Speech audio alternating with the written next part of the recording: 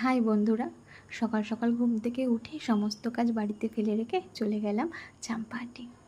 চাম্পাহাটি যাওয়ার পথে পড়েছিল এই কদম ফুল গাছটা। কদম ফুলটা এতটাই নিচে হয়েছিল, মনে হচ্ছিল পারা যাবে। মিস্টার রয়কে বলার সঙ্গে সঙ্গে রীতিমতো পেড়ে দিল আমার হাতে। আমি নিয়ে সেটা দিলাম সুকন্যাকে।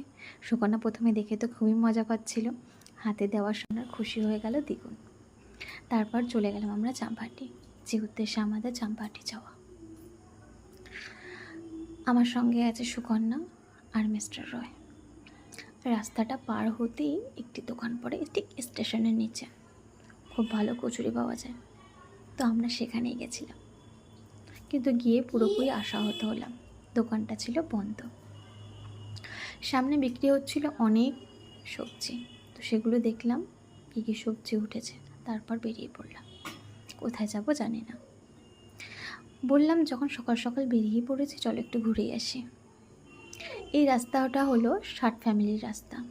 আমি এখানে এসেছিলাম প্রায় 2 বছর আগে। আমার মাম্মা হওয়ার পরে আর এখানে আসা হয়ে ওঠেনি। রাস্তাটা এত সুন্দর লাগছিল যে সেটা বলে প্রকাশ করা যায় না। আমি যখন এসেছিলাম গাছগুলো ছিল অনেক ছোটো ছোটো, এখন গাছগুলো অনেক বড় হয়ে গেছে। তারপর চলে গেলাম উত্তরভাগের এই রাস্তাটায়, যেটা মাঠের মধ্যেখান থেকে একটা রাস্তা গেছে, একটা কাঠের পোল আছে। খুবই ভালো লাগছিল। 3 জন মিলে একটু সময় কাটাচ্ছিলাম। ভাবলাম এখানে একটু সময় কাটাই, তারপরে চলে যাব বাড়িতে কিংবা অন্য কোথাও। সুকন্যার বাবার সঙ্গে একটু হাঁটাহাঁটি করছিল।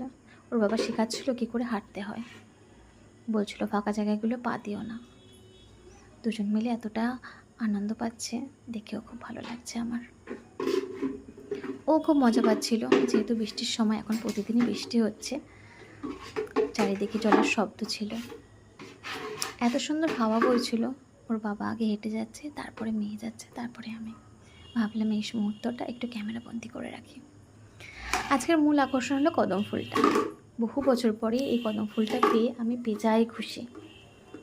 ভাবলাম এগুলো নিয়ে ভিডিও করা যাক।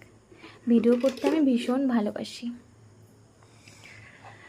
কিন্তু সবসময় তার ভিডিও দেওয়া হয়ে ওঠে না, সময় পাই না তেমন এখন আর।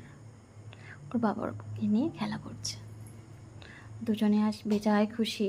সকালবেলা উঠেই খেলাধুলো করতে শুরু করে দিয়েছে।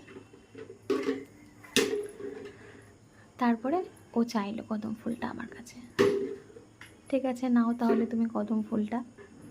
ও নিয়ে বেশ মজা পাচ্ছে, কিন্তু ওর বাবা বলছে ভালো করে শক্ত করে ধরো, পুড়ে যায় না যেন।